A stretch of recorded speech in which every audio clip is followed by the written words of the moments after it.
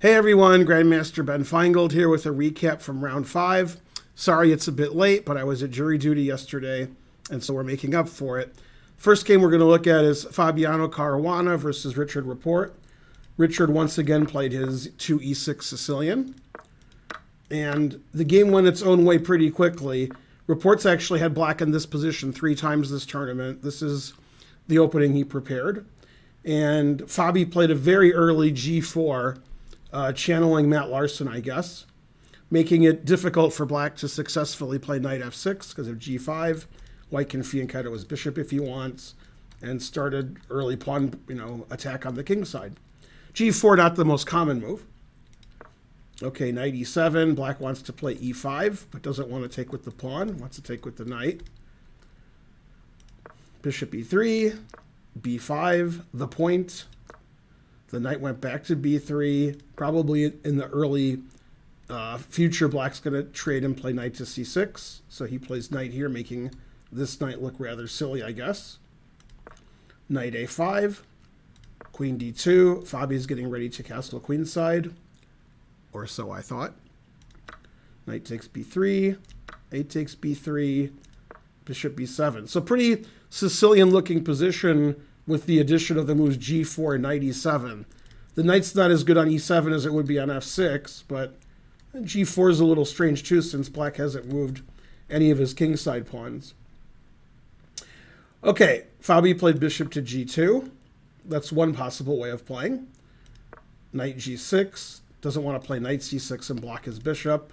Now his other bishop can get out, and the knight controls some important squares. In this position, the engine wants to play, very simply, castles queenside, the point of white's play, and then attack on the king side, f4 and so forth.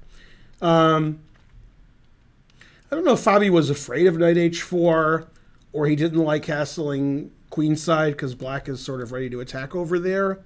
Fabi played a very unusual move. Engine does not like it very much. Rook to f1. Now, of course, this vacates the h1 square for the bishop. So if knight h4, I could just play bishop h1. And then I can continue, attacking and castling queenside and so forth. Rapport played bishop to c6, ostensibly to play a5 and start attacking on the queen side. We can't play a5 in this position because the b pawn's hanging. Also, the bishop's defended on c6. So that's pretty cool. Now that black is obviously going to play a5, a4, it's a little riskier to castle queen side for white. But it's risky not to castle. You got to risk it to get the biscuit. The engine says castles and f4 are both reasonable for white. Fabi played g5, a5, f4, a4. So even though black hasn't castled king side and white hasn't castled queen side, they're still attacking on opposite sides because that's where they have the space. Now it's very difficult for white to castle queen side because black's already opening up the queen side.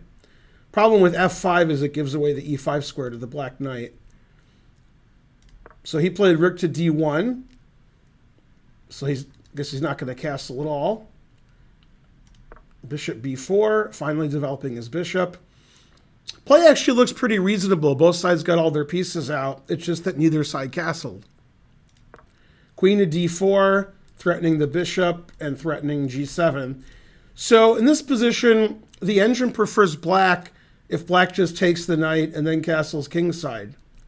But I could see how Rapport would be not happy with getting rid of his dark squared bishop. It is pitting a knight, controls all the dark squares. So instead he sacrificed a pawn with queen a5. He wants to castle kingside, but he doesn't want to give up his powerful bishop. Queen takes g7, a3. Now black has tremendous pressure here against, white's queenside. The knight on g6 is successfully defending the rook. This queen, it's either good or it's trapped. I haven't decided yet. Okay, so, black's going to play a takes b2 and win the game. So white escaped the pin. A takes b2, knight e2. Now the queen can escape via b2, and then white would be a pawn up because he took the pawn on g7. So to stop queen takes b2, And to trap the queen, black played the excellent move e5. This is actually forced. And now the queen can't escape. And we can just repeat on the queen, and the queen can't take on b2 either. So this has an equal material position. It looks like white's crushing after f5. White's just crashing through on the king side.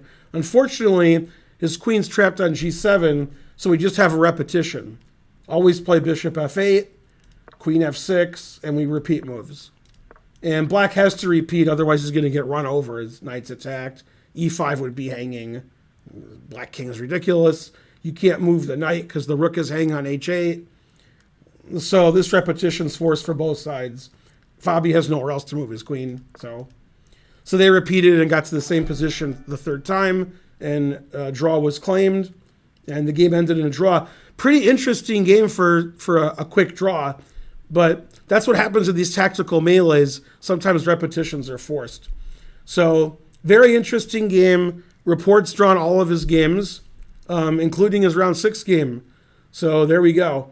I hope you enjoyed the recaps on YouTube. That was round 5.